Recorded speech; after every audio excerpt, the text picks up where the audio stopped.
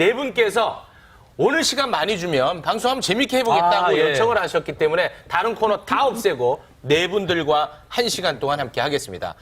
기분이 그런 얘기 한 적이 없는데요.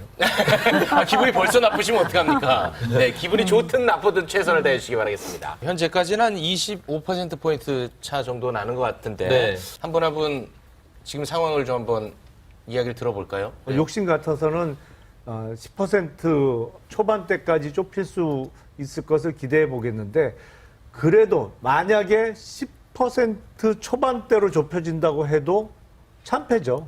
네. 참패는 참패예요. 왜냐하면 수도권 선거에서 그것도 서울 강서구가 서울에서는 민주당의 우세 지역이라고 합니다만 경기도에 인구가 밀집되어 있는 경기도 남부나 서부에 비하면 서울 강서구가 국민의힘 입장에선 사정이 조금 더 나은 곳입니다. 경기도 남서부는 강서구보다 더 힘들어요. 역대 선거 결과를 보면. 근데 강서구에서 10% 이상 벌어진다? 뭐 지금 보면 자칫 잘못하면 20% 이상 벌어질 수 있을 것 같은데 네. 회사로 치면 망한 거죠. 아니죠, 의원님. 아직 잘 끝나지 않았습니다. 의원님. 저희 끝날 때까지 아직 끝나지 않았고. 근데 예. 김용남 의원님 저렇게 나오시면 제가 어떻게 얘기를 해요? 그러니까 의원님도 그때 그 개표 방송에서 당선 유력인가 떴는데 확실 낙선하셨잖아요. 떴었죠. 확실도 잠깐 확실까지 떴었어요. 했는데 네. 낙선하셨잖아요. 그러니까 아직 끝난 게 아니라고요.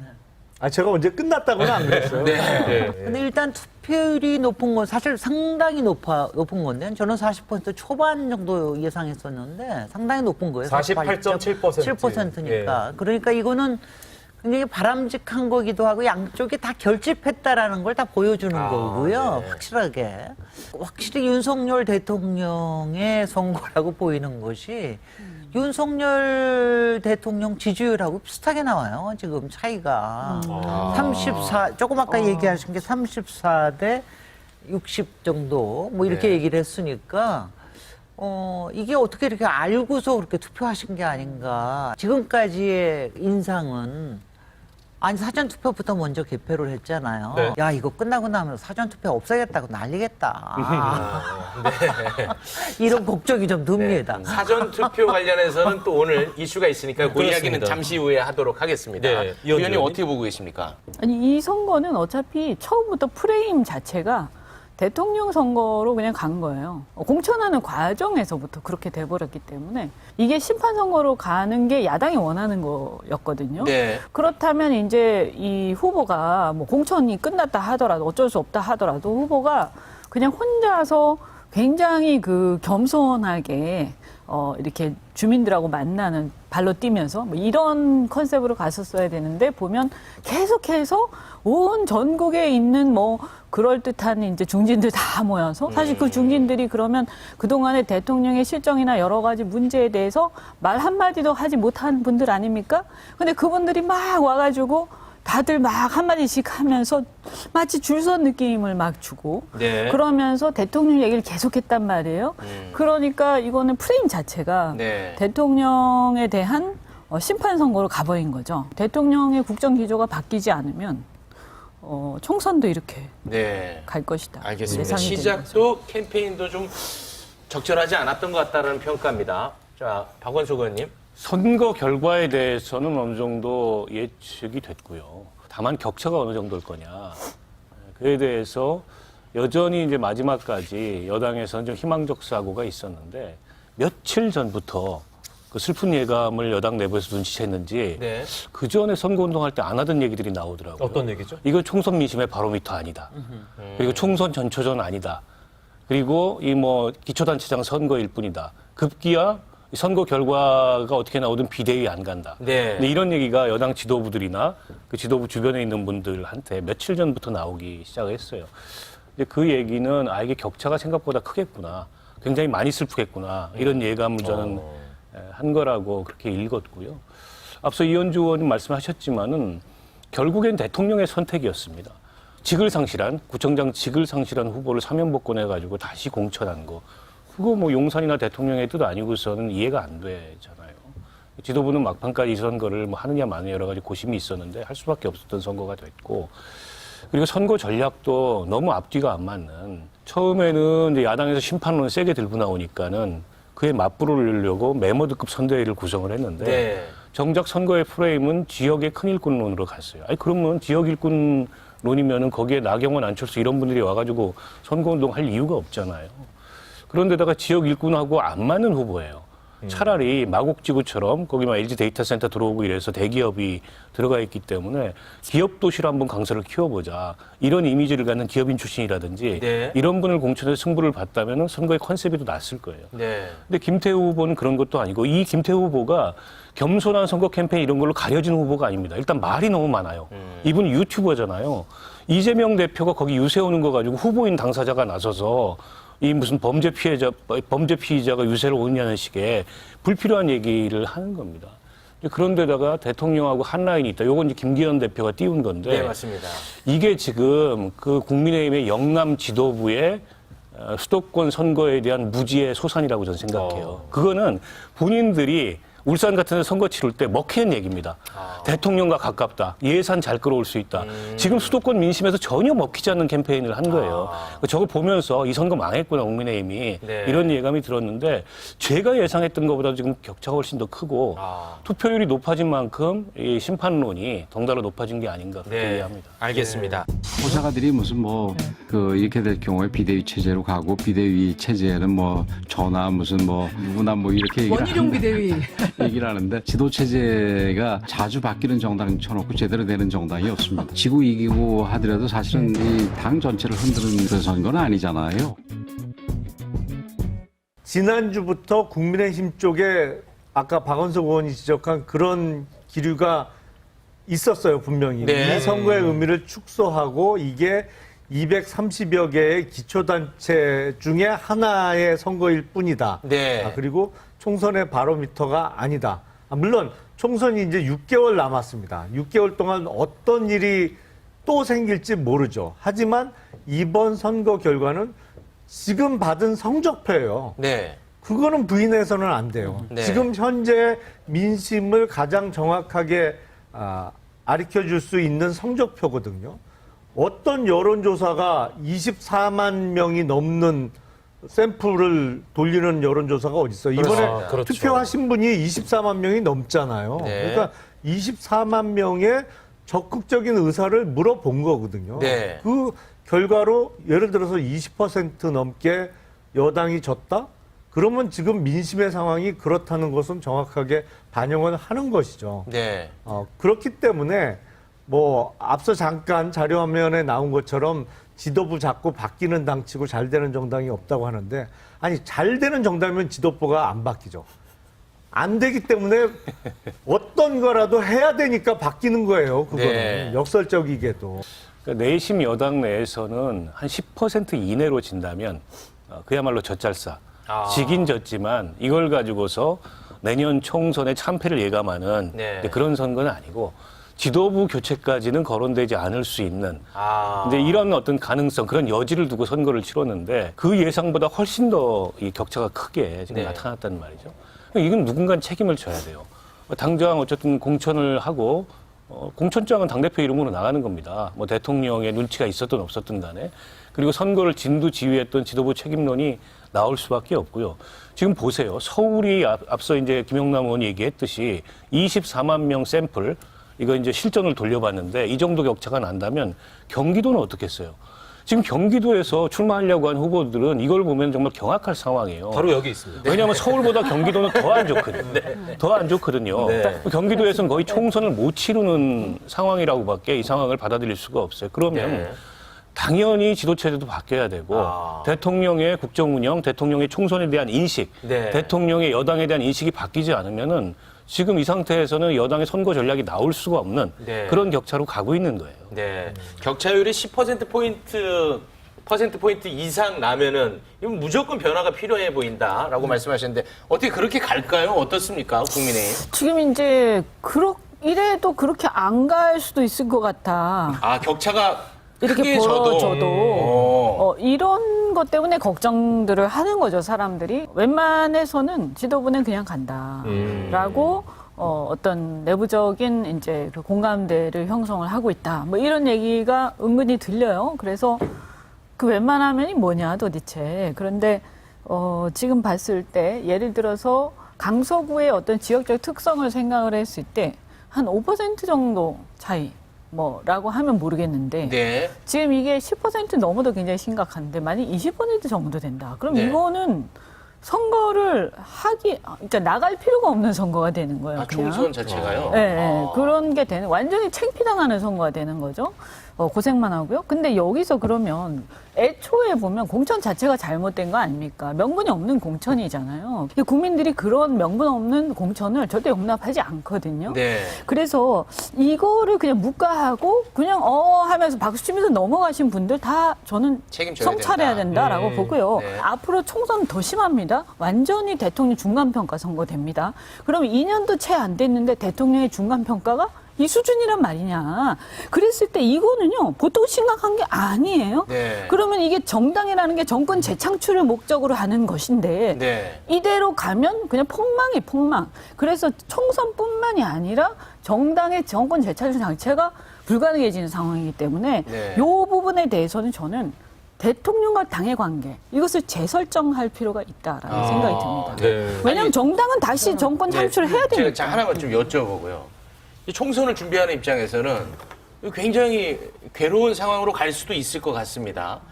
그런데 그러면 왜 이렇게 판을 키웠냐라는 질문이 자연스럽게 붙을 수 있을 것 같은데 왜 그랬다고 보십니까?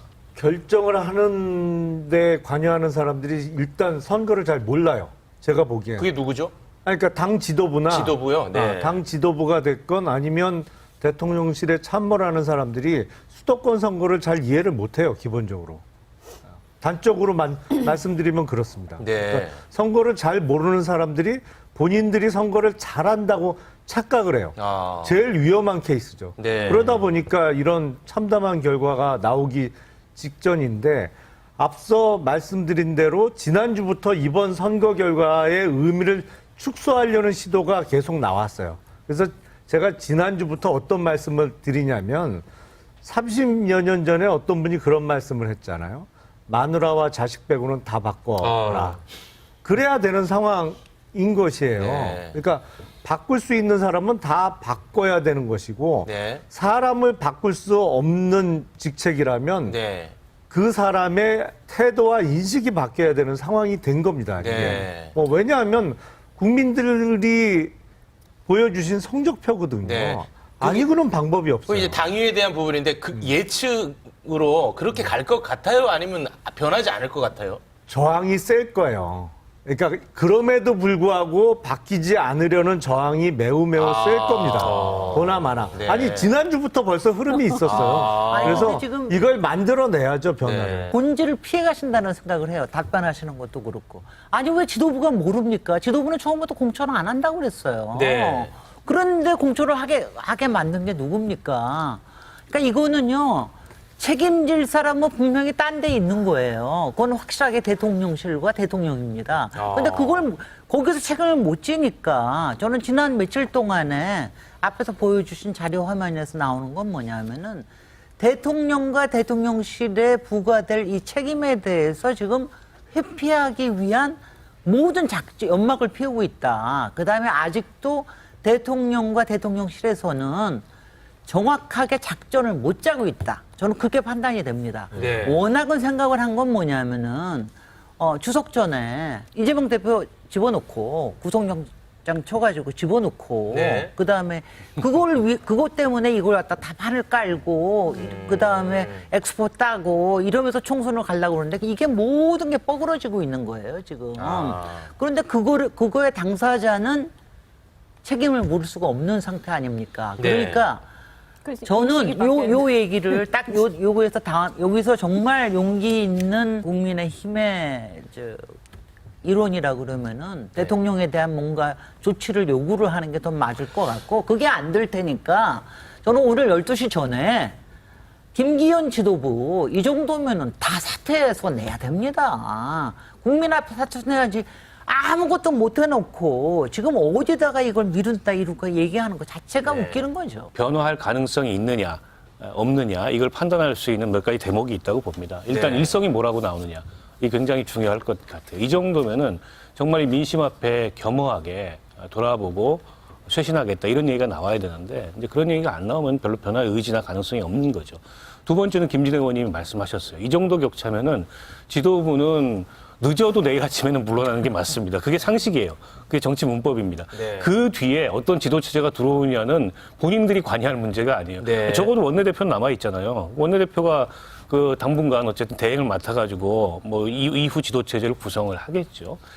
그리고 세 번째로는 지금 지난 인사청문회 파행 끝에 김행 후보자는 아직 임명장을 못 받았습니다. 그렇죠. 네.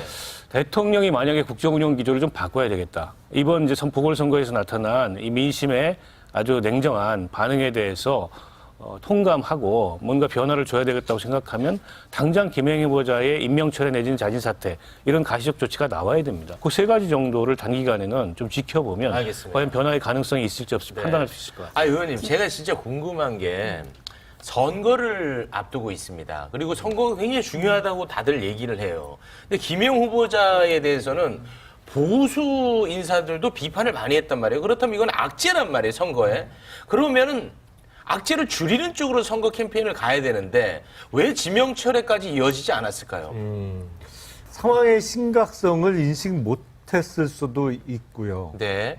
앞서 언급이 된 것처럼 오늘 선거 결과가 나온 이후에 어떤 조치가 이루어지느냐. 네. 그러니까 지명철회가 되느냐 안 되느냐가 저는 일종의 분기점의 역할을 할 수 있다고 생각을 해요. 네. 그러니까 이게 지명철회가 되면 좀 희망이 좀 뭐랄까요, 보이고. 변화의 조짐이 있을 수 있는 거고 네. 임명 강행으로 간다? 그러면 어떻게 되냐면요. 네. 얼마 전에 이제 국민의힘이 시대전환의 조정훈 의원을 비롯한 6명의 인재 영입 발표를 했어요. 이제 인재 영입이 그게 마지막이 될 가능성이 높아요. 그러니까 그럴듯한 인물들은 적어도. 왜냐하면 웬만한 사람들이 이게 20% 이상 참패하는 선거 결과를 보고 입당을 하겠어요? 네. 사실은 그 전에 이미 나왔어야죠.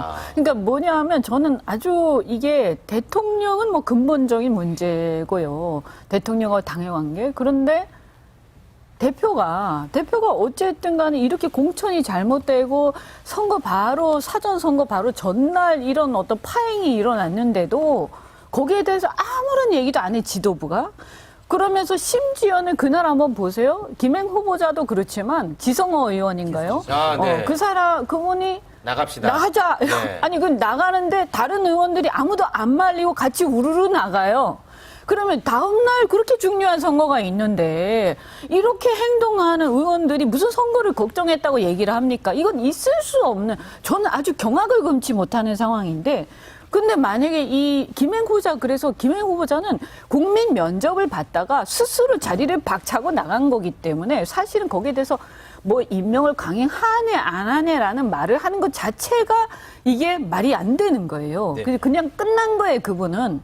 여기에 대해서 더 이상 말하는 것도 아마 국민들 불쾌할 거고요. 네. 이것은 여당, 야당, 좌우 문제가 아니라 국민들이 상식적으로 어떤 면접에 갔는데 자기가 박차고 어떤 일이든 열받아서 나와버렸다. 이러면 그게 계속된다라고 누가 생각하겠어요. 그죠?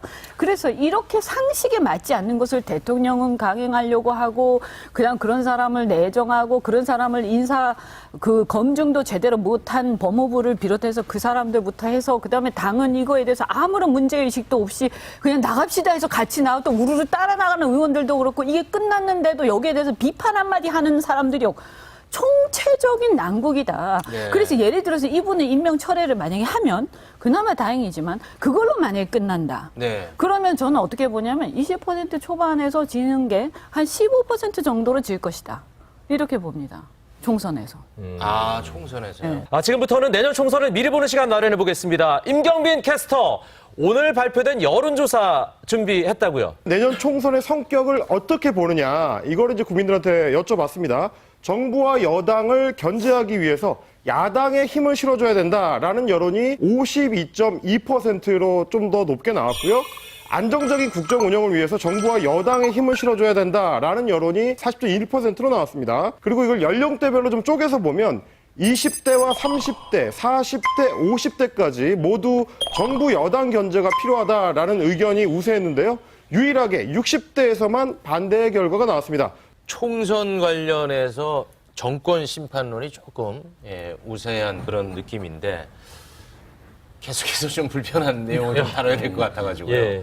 어떻게 보셨습니까? 김용남 의원님 오늘 발언 비중이 상당히 높습니다. 아니 그런데 지금 윤석열 정부가 1년 6개월 정도 됐잖아요. 근데 시기적으로 보면 조금 빠르긴 한데 보통 집권 2년차, 3년차에 가면 정권 견제론이 나오게 마련이고 네. 역대 여론조사에 보면 정권 견제 심리가 조금 더 우세한 경우가 많이 있었습니다. 그러니까 이거는 조금 그 비율의 숫자상의 차이는 있을지 모르겠습니다만 정권 견제론이 높게 나온 게 아주 이례적인 현상은 아니에요. 근데 문제는 뭐냐면 올해 들어서 실점이 저는 쌓였다고 생각을 해요. 네. 그 실점이 크게 쌓인 포인트를 몇 가지 짚어보면 일단 3월 8일 날 있었던 국민의힘 전당대회가 실점 포인트예요.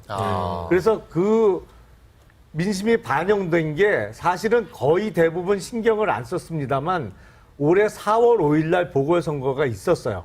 국회의원 선거는 전주 을에서만 있었고 네. 나머지 지역에서는 지방의원들 선거가 있어서 별로 신경을 안 썼습니다만 네. 금년 4월 5일 선거 결과도 국민의힘이 대단히 안 좋았습니다. 네. 근데 그 선거 결과는 한 달여 전쯤에 있었던 전당대회가 크게 영향을 미쳤다고 생각을 해요. 그리고 올 들어서 쌓인 실점이 지금 드러나는 성적표가 오늘 선거 결과거든요. 그래서 앞서 잠깐 말씀드린 대로 이렇게 국민들로부터 회초리 세게 한 대 딱 맞을 때 오늘 네. 맞는 회초리는 그냥 회초리가 아니고 네. 가시가 이렇게 돋아 있는 회초리를 세게 맞는 거거든요. 네. 회초리 한 대 세게 맞고 정신을 바짝 차리고 다 바꿔야지. 네. 안 그러면 6개월 후에 총선에 정말 곤장 100대 맞는다. 네. 그러니까 그렇게 두루뭉술하게 말고 회초리는 바꾸라고 때리는 거 아니겠습니까? 네. 딱 하나 바꿔야 된다면 그게 무엇일까요? 일단 국정 운영의 기조가 바뀌어야 돼요.